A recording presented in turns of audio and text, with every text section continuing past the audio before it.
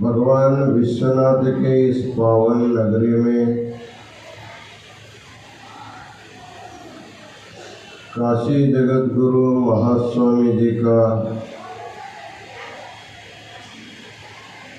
77वें जन्म महोत्सव के उपलक्ष्य में आयोजित आज के धर्म सभा में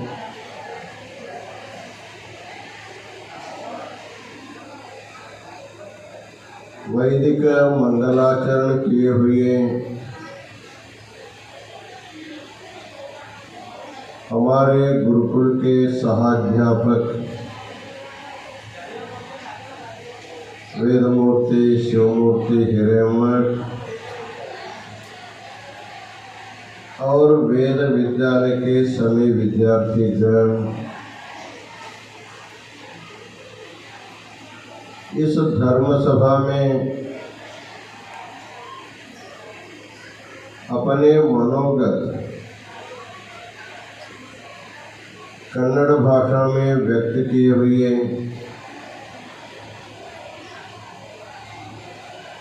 काशी वीरशैव विद्वत संघ के विद्यार्थी अखिलेश देव चन्नबसव देव और समस्त संघ के सदस्यगण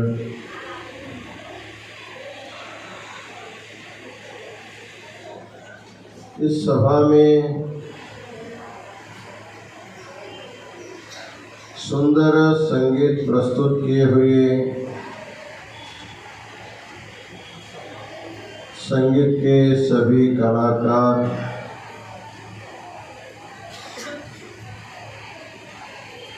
तेलंगाना प्रांत से अवधान विद्या के लिए मशहूर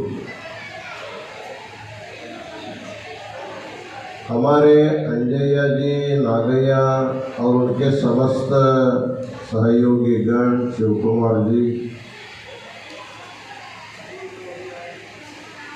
और इस धर्म सभा में अपने मनोगत व्यक्त किए हुए हैदराबाद के श्रेष्ठ अधिवक्ता विजय कुमार हेरूर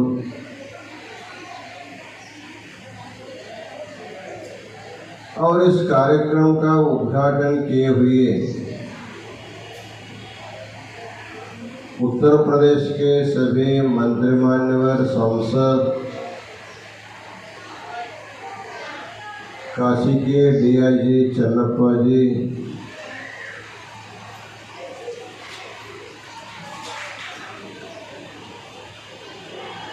इस कार्यक्रम के उपलक्ष्य में उपस्थित होकर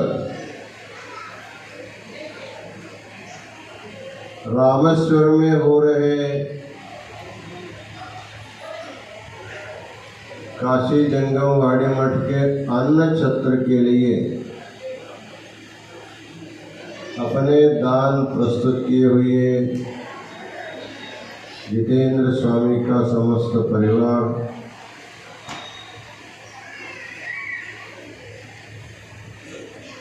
इस कार्यक्रम को अपने सुंदर शब्दावली से सूत्र संचालन कर रहे लातूर के श्री रेवण सिद्ध साबादे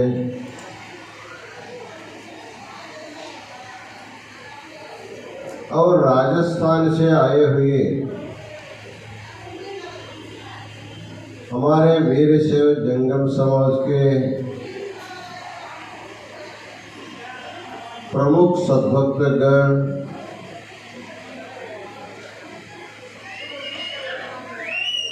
खास बांग्लादेश से आकर पहले तो लिंग दीक्षा प्राप्त किया, अब धर्म प्रचार करने का दृढ़ संकल्प करके जंगम दीक्षा के साथ नैष्ठिक ब्रह्मचर्य दीक्षा प्राप्त किए हुए ब्रह्मचारी पंकज राय जी और इस कार्यक्रम के साक्षीभूत और समस्त वैदिक विधि विधान किए हुए महास्वामी जी के जन्मदिन के उपलक्ष्य में विविध मंत्रों का जप, अभिषेक, हवन आदि कार्य किए हुए विश्वनाथ शास्त्री और उनके समस्त सहयोगी और काशी वेद विद्यालय के प्राध्यापक वेदमूर्ति मल्लिकार्जुन शास्त्री, उनके समस्त शिष्यगण, आए हुए समस्त सद्भक्तगण और माताओं,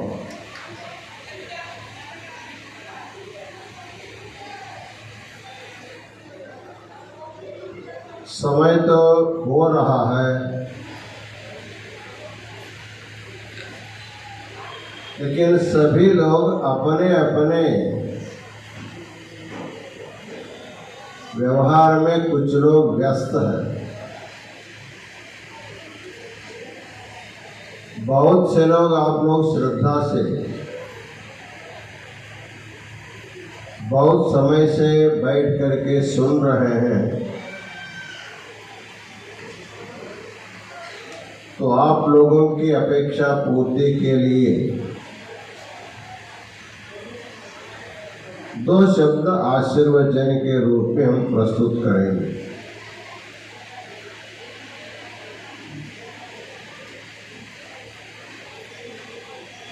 84 लाख प्रकार के जीव जंतुओं में मनुष्य को सर्वश्रेष्ठ माना गया है। मानव जन्म को दुर्लभ कहा गया है, सुदुर्लभ कहा गया है।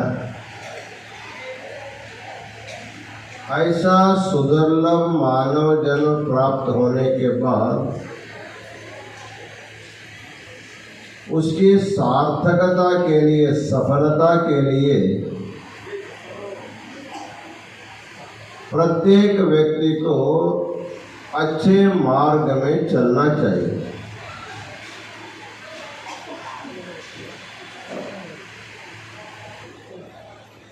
क्योंकि केवल इसी जन्म में मनुष्य अच्छी तरह से साधना करता है, जीते जीते शिव स्वरूप को प्राप्त कर सकता है।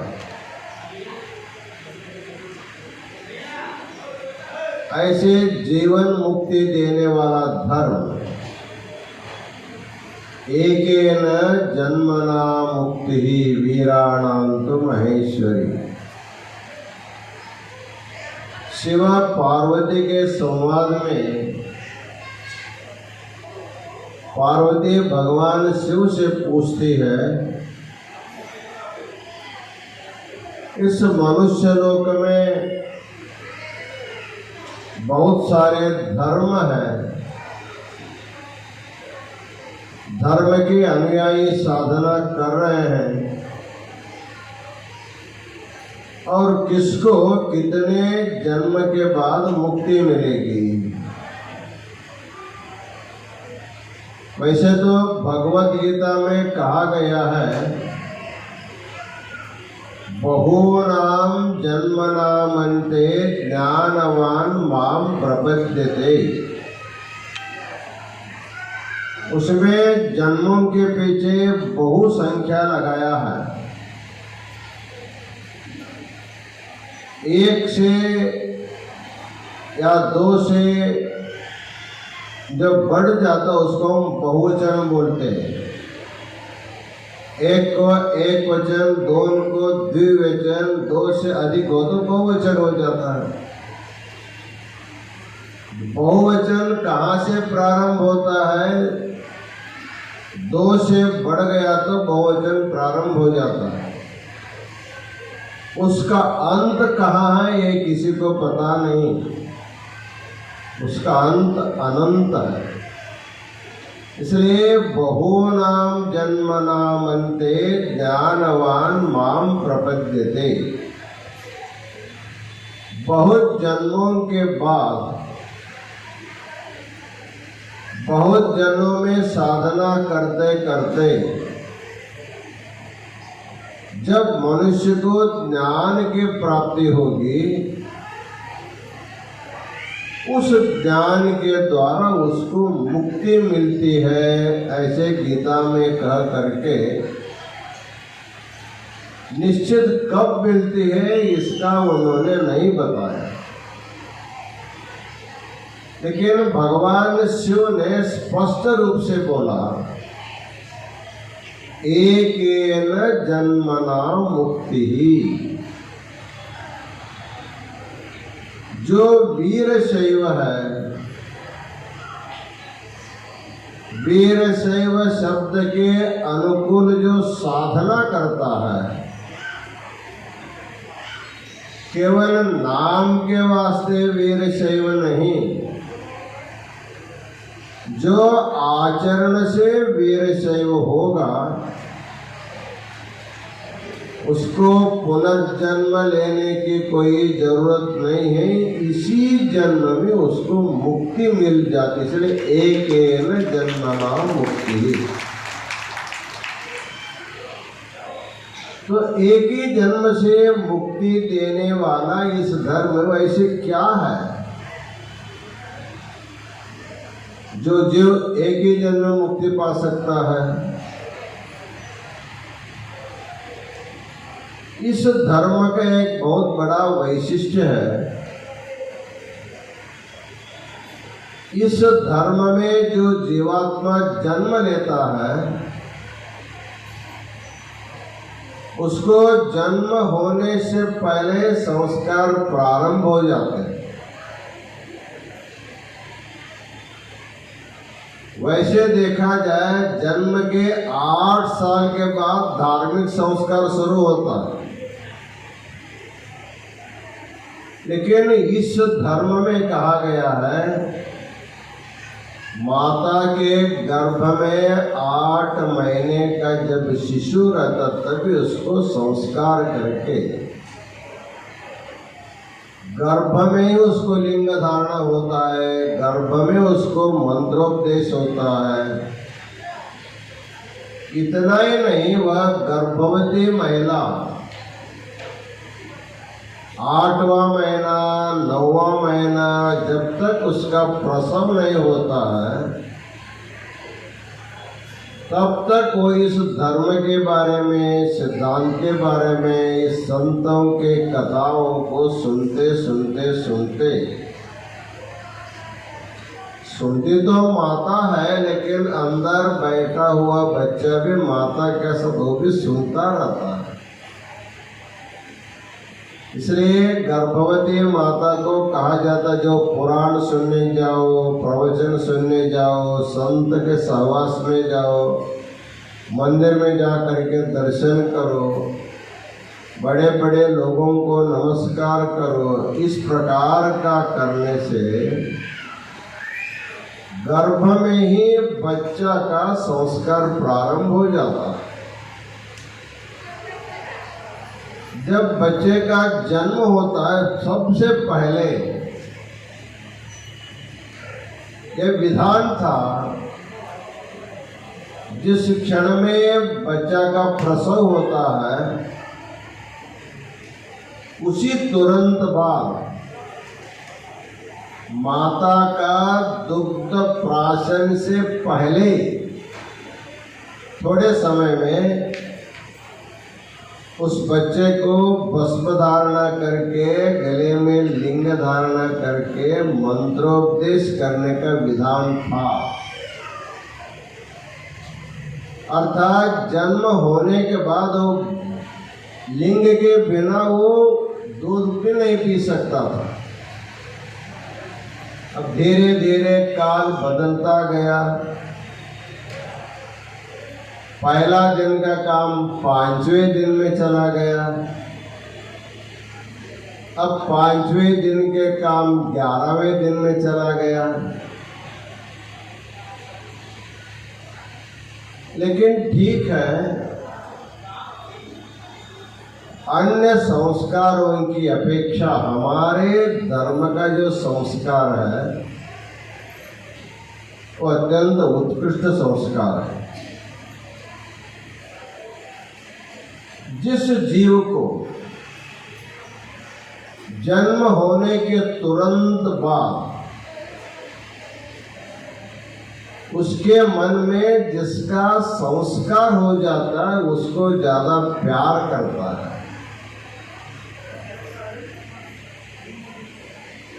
हम लोग जन्म होने से तुरंत बाद, वैसे तो जन्म होने से पहले हम लोगों को उनको लिंग धारणा किया, मंत्रोपदेश किया ही है। इस प्रकार जब बच्चा बड़ा होता है 8वें साल में विधिवत दीक्षा करके उनको लिंग पूजा, लिंग साधना का साधन बताते हैं। तो इष्ट लिंग के साथ उसका कभी वियोग नहीं होता। ऐसे निरंतर लिंग सानिध्य के कारण निरंतर उस लिंग की पूजा करते हुए, मंत्र का जप करते हुए जीवात्मा धीरे धीरे धीरे धीरे अपने अंग गुणों को त्याग करके लिंग गुणी बन जाता है। और जब उसका अंतिम समय होता है वो लिंगांग सामरस्य के साथ शरीर छोड़ने के कारण वो लिंग रूपी हो जाता है, उसको मुक्ति मिल जाती है। इसलिए एकेन जन्मना मुक्ति, एक ही जन्म में मुक्ति देने वाला जो धर्म है वो सनातन वीरशैव धर्म है। उस धर्म के संस्थापन करने वाले हमारे 5 जगत गुरु पीठ प्रसिद्ध है। एक हमारे उत्तरांचल में केदार महापीठ है जिसको हम लोग वैराग्य सिंहासन कहते हैं। और थोड़ा नीचे आएंगे, उत्तर प्रदेश में आएंगे, यहाँ जगत गुरु विश्वाराध्य जी का ज्ञान सिंहासन पीठ है। इस और थोड़ा नीचे जाएंगे तो मध्य प्रदेश में महाकाल क्षेत्र में वट क्षेत्र सिद्धेश्वर है, वहाँ हमारा उज्जैन पीठ का सद्धर्म सिंहासन है। और थोड़ा नीचे आप जरा तेलंगाना में जाएंगे,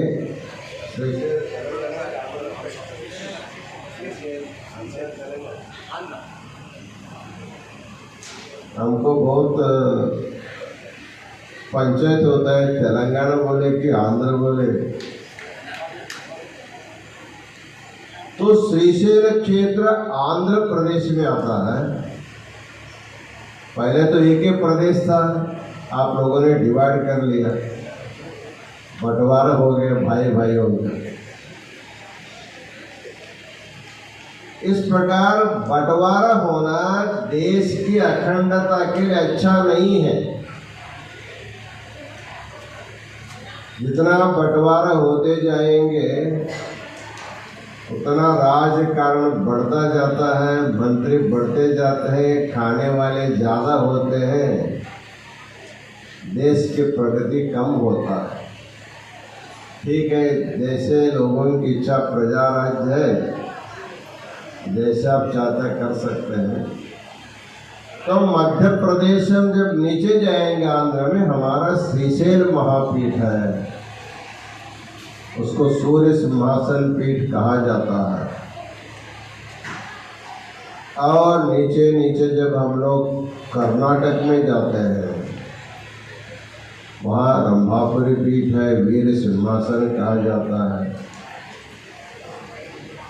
इस प्रकार उत्तरांचल से लेकर के कर्नाटक सभी प्रांतों में व्याप्त ये जो 5 राष्ट्रीय महापीठ है, वीरशैवों का महापीठ है। आंध्र और तेलंगाना लोगों के लिए खुशी की बात है, हमारे 5 आचार्यों में से 3 आचार्य आपके तेलंगाना आंध्र प्रदेश में ही प्रकट हुए थे। इसलिए आज तेलंगाना आंध्र पहला नंबर में आ गया।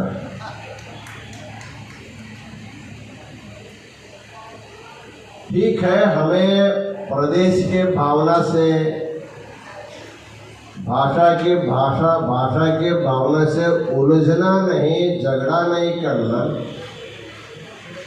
सभी प्रदेश हमारे देश के हैं, सभी भाषाएं भारत की है। हम सब लोग अखंड भारत के प्रजा हैं। सब लोग मिल करके भारत की अखंडता को अक्षुण्ण रखना हमारा सबका आद्य कर्तव्य है।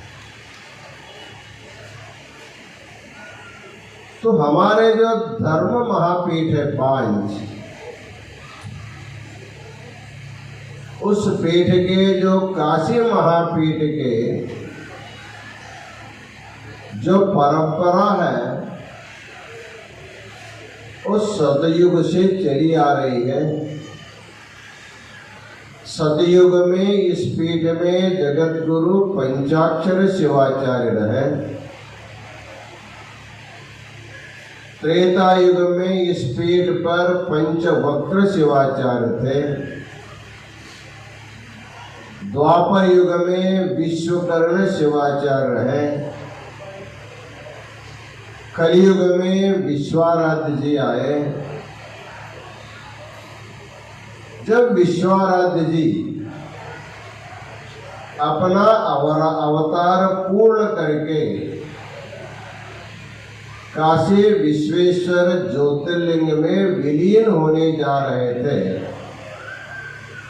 ते गुरु गद्दी को तो अखंड चलाना है। जैसे हम भगवान के सामने अखंड ज्योति जलाते हैं, अखंड ज्योति जलाए तो उसमें बत्ती बदलना पड़ता है, तेल डालना पड़ता है। ज्योति तो अखंड रहती है, एक ही बत्ती से, एक ही पंक्ति तेल से अखंड जलता नहीं है। तो ये गुरु परंपरा अखंड चलती रहने के लिए उस समय जगत गुरु विश्वाराध्य भगवत पादाचार्य अपने जंगमवाड़ी मठ में, गुरुकुल था, पढ़ने वाले विद्यार्थी रहे। उन विद्यार्थियों में एक थे जंगम मल्लिकार्जुन।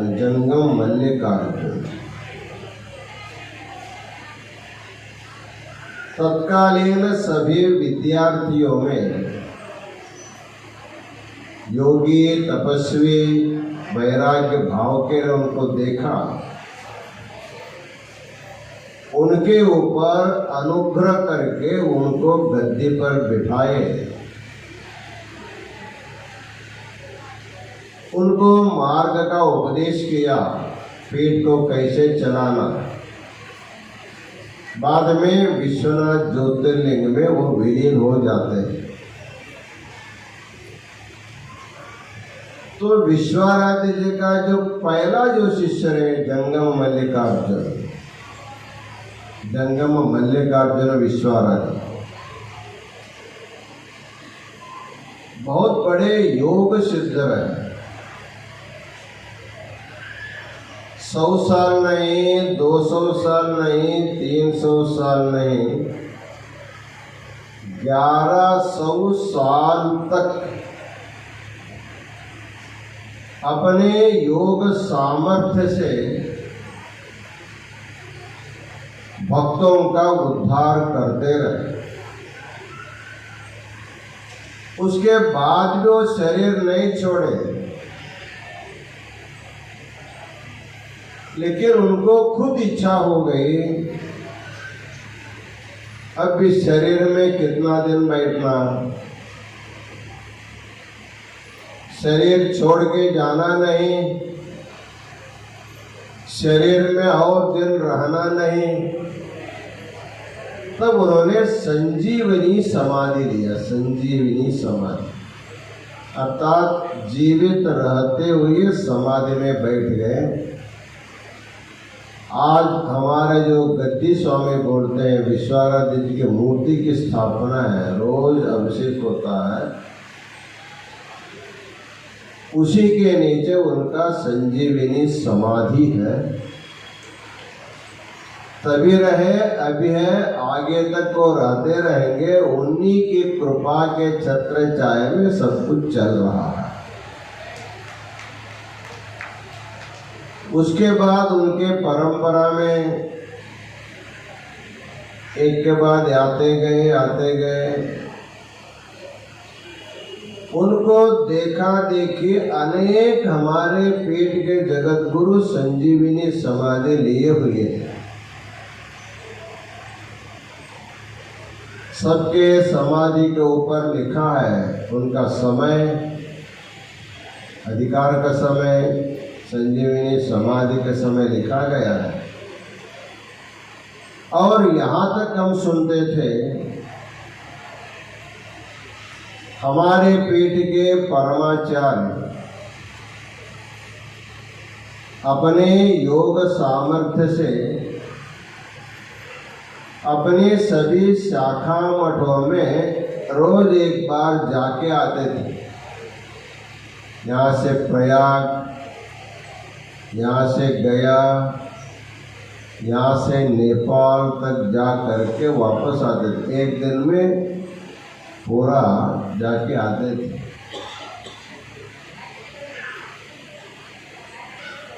इतना ही नहीं, हमारे दान पत्रों में लिखा गया है, जब औरंगजेब इस मठ के ऊपर आक्रमण कर रहे थे, उस समय यही जंगम बाबा अपने विराट रूप धारणा करके महाद्वार में प्रकट होकर बहुत बड़ी काली छाया के रूप में प्रकट हो जाते हैं। उनके दोनों आंखों से आग बरसती रहती है। ऐसे उग्र रूप देखने के बाद औरंगजेब भी शरणागत हो गया। ऐसे औरंगजेब के ही प्रमाण पत्र में हमको लिखा मिलता है। इस प्रकार काशी पीठ की जो गुरु परंपरा है, वो भी सभी संप्रदाय के राजा महाराजाओं के द्वारा पूजित है। इस्लाम धर्म के राजाओं ने भी गौरव किया, हिंदू धर्म के राजाओं ने भी उसको गौरव किया है। रेवा के महाराज, विजयनगर के महाराज, मैसूर के महाराज, कूर्ग कोडगु के महाराज, सभी राजा महाराजाओं का दिया हुआ दान पत्र अभी भी हमारे पीठ में विद्यमान है। ये सभी दान पत्र एक बार मठ के किसी केस में इलाहाबाद हाई कोर्ट तक चले जाते हैं। वहाँ के हाई कोर्ट के जजों ने बैठ करके उसका परीक्षण करते हैं। पुरातत्व विभाग से संशोधन करा के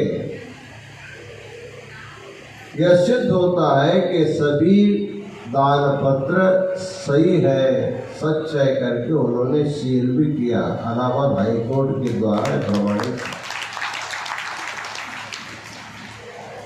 और इस प्रकार राजपूजित जंगमवाड़ी मठ की संपत्ति अगणित संपत्ति थी।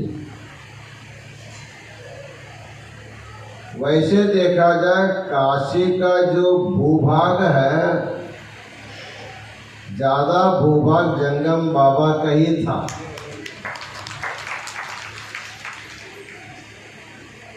क्योंकि 6ठी शताब्दी में काशी के राजा जयनंद देव ने 360 एकड़ जमीन जंगम बाबा को दान किया, दान पत्र है। उस समय राजा से दिया हुआ उस भूमि पर एक ग्राम की स्थापना, जंगमपुर की स्थापना हुई। वह जंगमपुर आज भी है। जब 1916 में महामना मदन मोहन मालवीय जी काशी हिंदू विश्वविद्यालय स्थापना करने के लिए यहाँ के बड़े बड़े जमींदारों के पास जाकर भूदान मांगते हैं, सबसे पहला हमारे जंगम बाबा के पास ही आते हैं। उस समय जगत गुरु शिवलिंग शिवाचार्य महास्वामी जी इस पीठ पर आसीन थे। मालवीय जी ने अपना प्रस्ताव रखा। उस समय जमीन की कमी नहीं थी, महाराज जी के मन में बहुत बड़ा उदारता भी थी। उन्होंने कहा हमारे जंगमपुर में बहुत बड़ा जगह, आपको जितना चाहे उतना आप ले सकते हैं। उस समय 100 एकड़ जमीन उन्होंने मांगा, उनको 100 एकड़ जमीन दिया गया है। Banaras history of Hindu university, history of Banaras Hindu university किताब में सारी हिस्सा लिखा गया आपको मिलता है। अभी भी काशी विश्वविद्यालय के प्रांगण में कंपाउंड के अंदर हमारे जंगम बाबा की समाधि है, उसकी पूजा अभी भी हो जाती है। इस प्रकार ये परंपरा एक के बाद एक होते होते होते 85 तक जब चला, 85वें पीठाधिपति के रूप में हमारे गुरु महाराज जगत गुरु विश्वेश्वर शिवाचार्य महास्वामी जी करीब करीब 42 साल तक अत्यंत कठिन परिस्थिति में इस पीठ को संभाला। इतना आर्थिक संकट था, मठ के सारे जमीन किसानों के सुपुर्द हो गए। जो बहुत बड़ा आदाय था कम हो गया। फिर भी महास्वामी जी कर्नाटक, महाराष्ट्र आदि प्रांतों में घूम घूम करके भक्तों में धर्म जागृति भी किया और पेट का विकास भी किया। उनका जीवन बहुत सादा जीवन, उच्च विचार के थे। हम यहाँ विद्यार्थी हैं, तब उनके दैनंदिन जीवन हम देखते रहे।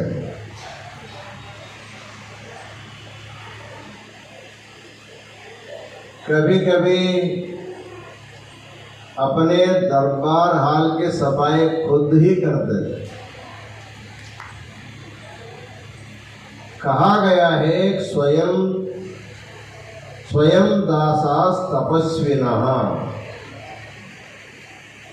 जिसको तपस्वी रहना है, जिसको योगी होना है,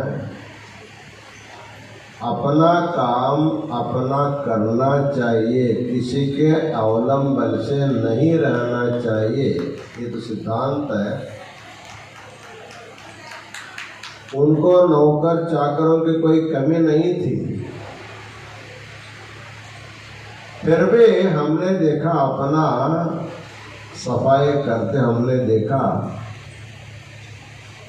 इतना सादा सीधा उच्च विचार के जगत गुरु मिलना बहुत मुश्किल है, बहुत मुश्किल है। जगत गुरु होते ही कुछ बदल जाते हैं, लेकिन सोने का मुकुट मस्तक पर आने पर भी उसका कुछ भी अभिमान न रखते हुए हमारे ख्याल से प्रारंभ में उनके पास गाड़ी रहे, बाद में उनके पास गाड़ी भी नहीं थी। जहां भी जाते थे बाय ट्रेन जाते थे, विमान से भी नहीं जाते थे। जो बुलाता है वहां गाड़ी लेकर के आते थे स्टेशन पर। ऐसे भक्तों के गाड़ी में ही घूमते घूमते 1 साल नहीं, 2 साल नहीं, 42 साल तक उन्होंने पीठ के भक्तों को उद्धार किया। आजकल छोटे मठ के स्वामी होते पहले कार चाहिए बोलते हैं। ठीक है, समय समय का अनुसार सब चलता है। हमारे महाराज जी बोलते रहे, अरे हम तो ट्रेन में चलते हैं, आगे हमारे जो शिष्य तो विमान में फिरते हैं। वैसे हो गया, हम लोग विमान में घूम रहे हैं। अर्थात उन्होंने जो बोला भगवान उसको तथास्तु बोल दिया। हमारे शिष्य विमान में घूमेंगे तो हम तो विमान में घूम रहे हैं, घूमना ही पड़ता, नहीं तो पहुंचना मुश्किल है। इस प्रकार महास्वामी जी 42 साल तक इस पीठ के बहुत सारे समस्याओं को दूर करते करते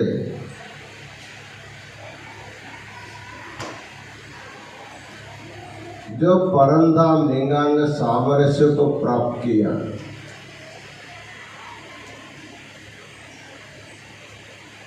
उस समय किसी का भी नाम निर्देशन नहीं होने के कारण थोड़ा दिन समस्या हुआ, लेकिन महास्वामी जी ने एक लिखित व्यवस्था पत्र रखे थे। उसमें लिखे रहे, जो भी पीठाधिपति होते हैं अपने समय में अपने योग्य उत्तराधिकारी का चयन करके उनको पट्टाभिषेक कर देना चाहिए। पहला, यदि पट्टाभिषेक करना नहीं चाहते हैं, जिसको करना चाहते उनके नाम से एक बिल पत्र, मृत्यु पत्र, इच्छा पत्र भी लिख करके रख सकते हैं। पट्टाभिषेक भी नहीं किया, मृत्यु पत्र भी नहीं लिखा हो तो तीसरा ऑप्शन में लिखते हैं, ऐसे परिस्थिति में वीरशैव के अन्य 4 पीठों के आचार्य एकत्र आकर योग्य निर्णय लेकर के पट्टाभिषेक करना चाहिए, ऐसा उसमें लिखा था। 2 विकल्प तो नहीं था, तीसरे विकल्प में हमारा चयन हुआ।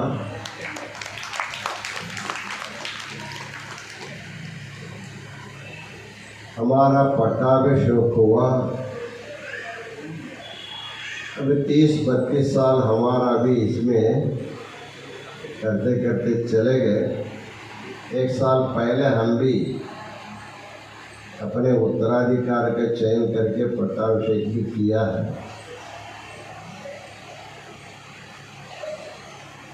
तो आज हमारा जन्मदिन आप लोग मना रहे हैं। जो 76 साल पहले हमारा जो जन्म हुआ था, आज 76 साल पूर्ण हुआ, 77वां अभी प्रारंभ हो रहा है। इस अवसर पर हमारे गुरुकुल के सभी छात्र, हैदराबाद के हमारे सभी वैदिक विद्वान लोग आकर के जन्मदिन के उपलक्ष्य में जो पूजा पाठ विधि विधान किया जाता है, नक्षत्र की शांति होगी, ग्रहों की शांति होगी, अभिषेक होम हवन आदि जो करना है उन लोगों ने किया।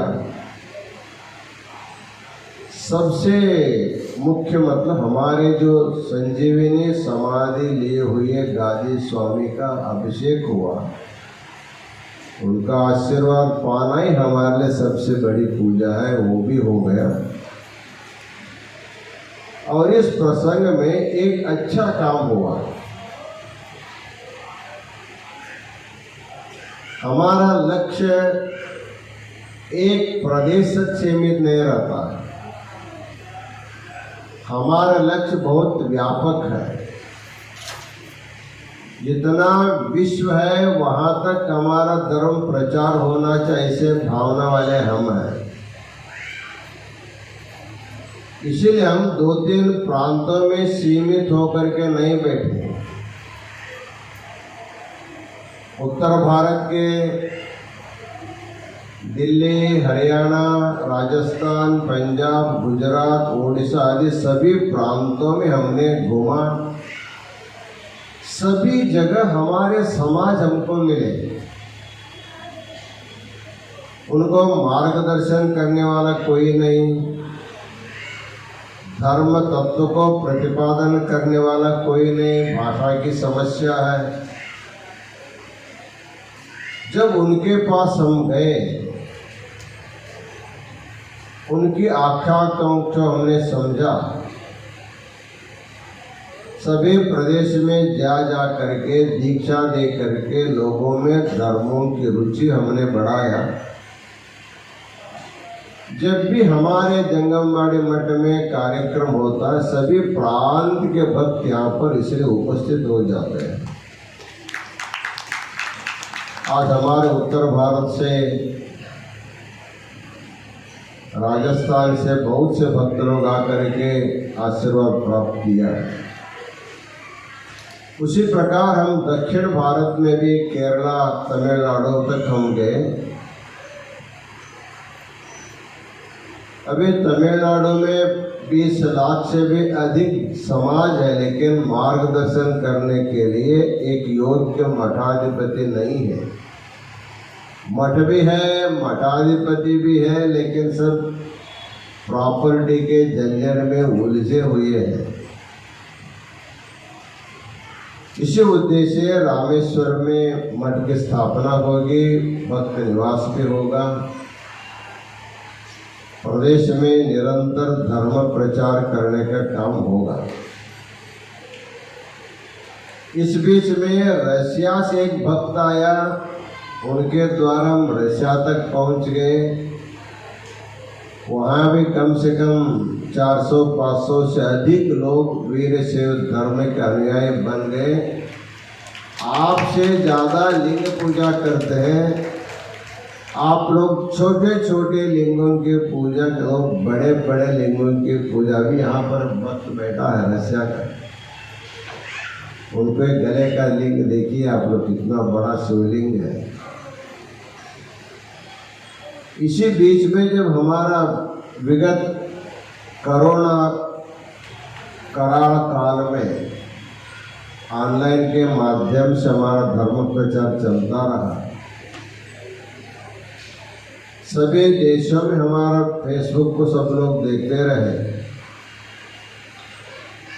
हमारा बांग्लादेश के पंकज राय जी ने उससे जुड़ा, फोन पर संपर्क किया, वेदाध्ययन किया, आगमों का अध्ययन किया, इच्छा व्यक्त किया महाराज जी हम वीरशैव धर्म स्वीकार करके भगवान शिव की पूजा करना चाहते हैं। हमें अच्छा लगा, हम कोई धर्मांतर करने नहीं जा रहे हैं। यदि किसी व्यक्ति चाहिए करके आता है तो देने में कोई दोष नहीं है, बलात्कार से नहीं देना, स्वेच्छा से आता है तो किसी को भी दे सकते हैं। वो आए, विधिवत दीक्षा लिया, दीक्षा लेने के बाद उस विधि को समझते हुए निरंतर इष्टलिंग की पूजा करते करते लोगों को उसको दिखाया, समझाया, संगठना बढ़ाया।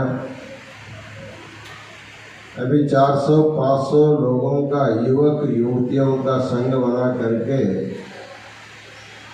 वीरशैव महासंघ के नाम से बांग्लादेश में स्थापना किया। वीरशैव महासंघ बांग्लादेश, उसी के द्वारा जमीन लिया, जंगमवाड़ी मठ का शिलान्यास हुआ, मठ भी हो रहा है धीरे धीरे। हमने सोचा इस पंकज राय को केवल लिंग दीक्षा ने, आगे का भी संस्कार करना चाहिए। हमारे जन्मदिन के लिए आने वाला था, हमने पूछा उनसे हम आपको आगे का संस्कार देना चाहते हैं, आप तैयार है क्या? उन्होंने बोला मेरे मन में जो अपेक्षा थी महाराज आप उसी को बोल रहे हैं, मैं आगे आगे के संस्कार ले करके जल्दी प्रचार करना चाहता हूँ। तब हमारे मन में जो विचार था वो अपेक्षा उनके मन में रही, या उनके मन में अपेक्षा हो गई, हमारे मन में उसका आशीर्वाद देने का भाव आया। आज हमारे 77वें जन्मदिन का उपलक्ष्य का बड़ा कार्यक्रम बांग्लादेश को वीरशैव धर्म का प्रचार करने का, यही बहुत बड़ा काम आज हमको अच्छा लग रहा है। आज पंकज राय को जंगम दीक्षा दी गई, उनके हाथ में जोली दंड दिया गया, साथ ही साथ आगे स्वामी होने वाला करके उनको ब्रह्मचर्य दीक्षा भी दी गई है। उतने ही निष्ठा से उसको स्वीकार किया। जोली का क्या महत्व था उनको समझाया है। वो हमसे आगे आगे जाता है, हम अभी पीछे पड़ते हैं। वो केवल बांग्लादेश का नहीं सोचता, वो पता है महाराज जी केदार जाते समय हरिद्वार में अपना मठ नहीं, ऋषिकेश में अपना मठ नहीं। हमने कब क्या करना चाहते हो, हम वहाँ भी मठ करना चाहते हैं। मुझे बांग्लादेश के सिवाय भारत में भी प्रचार करने का उत्साह उनको हमको देखने को मिला। तो शिष्य होगा तो ऐसे होना चाहिए, गुरु से आगे आगे आगे जाने वाला शिष्य चाहिए। ऐसा शिष्य हमको आज मिला। उन्होंने लिंगाष्टक का पठन किया, संस्कृत का उनको भाषा ज्ञान नहीं है। दूसरी बात, बांग्ला भाषा भाषी होने के कारण शब्दों को बोलने में आगे पीछे होता, फिर भी उन्होंने बहुत प्रयास करके जगत गुरु महास्वामी जी के द्वारा विरचित इष्टलिंगाष्टक को पठन के हमें बहुत खुशी हो गई। उनको अनंत मंगलाशीर्वाद करते हैं। भाषा में गलतियां किसी से भी हो सकती है, उनकी भाषा में गलती, भाव में गलती नहीं, भाव एकदम शुद्ध है, पवित्र है। इसलिए थोड़े ही दिन में उनको आगे का संस्कार दे करके बांग्लादेश में जब हमारा समाज बढ़ेगा, थोड़ा बढ़ेगा, उसके बाद जब ब्रह्मचारी पंकज जी जब हमको बुलाएंगे बांग्लादेश, हम अकेले नहीं आएंगे, हमारे सभी भक्तों के साथ बांग्लादेश जाएंगे। एक अच्छा अवसर है। हमारा धर्म नेपाल में है, हमारा धर्म श्रीलंका में है, बांग्लादेश तो अभी बांग्लादेश से पहले तो भारत में ही था। अभी जो पाकिस्तान अफगानिस्तान जो बोलते वो तो शैवों का एक गढ़ था। हमारे हरियाणा राजस्थान की जो जंगम समाज है, जो कथाकार है, वो गांधार तक कथा करने जाते थे। गांधार का मतलब आज का अफगानिस्तान वगैरह, वहाँ भी हम लोगों का मठ है, जंगम मठ वहाँ पर भी है, कंधार। तो इस प्रकार एक समय था, पूरा भारत शिवमय था, सभी जगह शिव की पूजा होती रही। काल काल से समय समय से सब बदलता रहता है, कभी ह्रास होता है, कभी उसका उत्थान होता है। अभी उत्थान का समय आ गया है। उस उत्थान के समय के लिए हमारे साथ काम करने वाले युवकों की आवश्यकता होती है। जिस प्रदेश का जो अच्छा युवक हमको इसके लिए मिले, उनको ले करके सभी प्रदेश में नहीं, विदेश में भी हम जा करके धर्म का प्रचार प्रसार अवश्य करेंगे।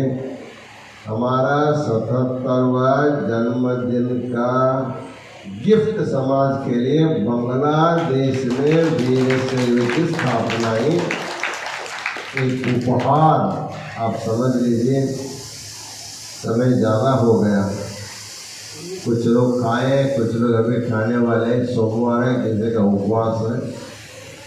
तो आप सब लोग महास्वामी जी के जन्मदिन के उपलक्ष्य में सभी प्रदेश से, रशिया से भी भक्त हमारे जन्मदिन में उपलक्ष्य में आया है।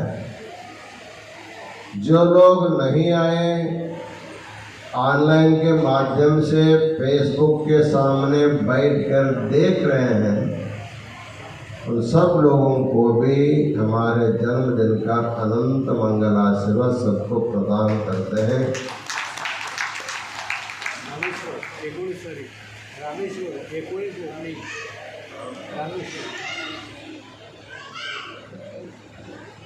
रामेश्वर मठ के जो शिलान्यास कार्यक्रम है 19 नवंबर को होगा।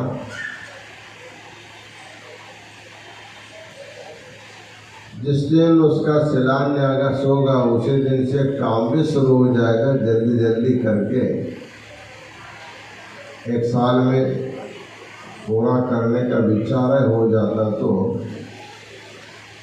अगला कार्यक्रम जब मठ पूरा होगा तो जो कार्यक्रम यहाँ होता वो कार्यक्रम रामेश्वर में भी होगा, होने वाला। इसके लिए भगवान तो तथास्तु तो बोल ही रहे हैं, अवश्य होगा। इन्हीं वचनों के साथ आज के इस सभा का सूत्र संचालन हमारे हिंदी के बड़े वक्ता प्रोफेसर रेवण सिद्धि साहब ने बहुत सुंदर ढंग से किया है।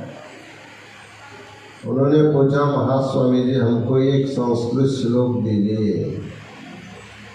जहाँ भी हम सभा संचालन करेंगे पहले उसका उच्चारण करेंगे।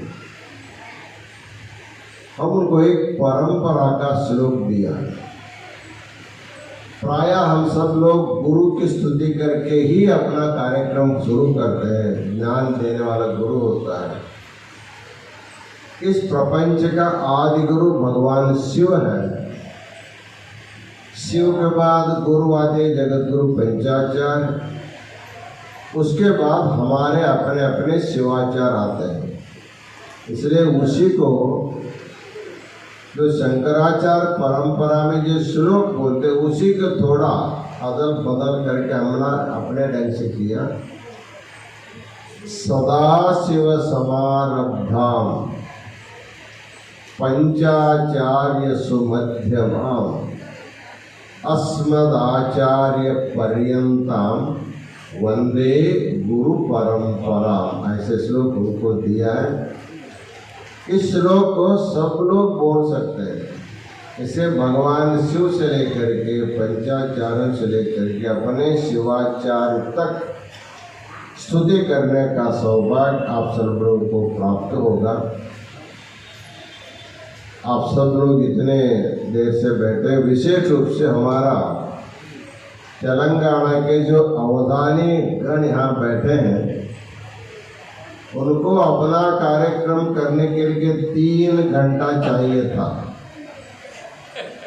लेकिन तेलुगु भाषा में अवधान कार्यक्रम होगा, सुनने वाला तेलुगु भाषा बहुत कम है, इसलिए कार्यक्रम बोर होगा करके हमने उनको आश्वासन दिया। ये कार्यक्रम होगा तेलंगाना में, हम करेंगे शादनगर में। वहाँ 3 तास करो, 4 तास करो, बोलने वाले आप, सुनने वाले आप ही होते हैं, ऐसे हमने कहा। उसके वो स्वीकार किया। उन सबको, आप सब लोगों का भी, हमारे माताएं महास्वामी जी के जन्मदिन के लिए बहुत सारे दीपोत्सव करे, उन सभी को अनंत मंगलाचरण प्रदान करते हुए हमारे आर के स्वामी जी आज नोटों की माला हमको पहनाया है। सचमुच हमको नोट ही जरूरत है, क्योंकि मठ निर्माण करना है। वह एक संकेत है। महास्वामी जी के जन्मदिन के उपलक्ष्य में नोटों को हार देना मतलब रामेश्वर मठ निर्माण करने के लिए कभी कोई कमतरता नहीं होगी, ऐसा उनका संकल्प है। उनको देख करके और भक्त लोगों ने नोटों का रंग को डाला है।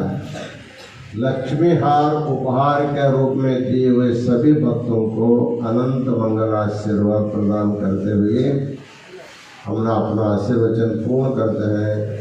ओम शांति शांति शांति। काशी विद्वत संघ की ओर से भी महास्वामी जी को माल्यार्पण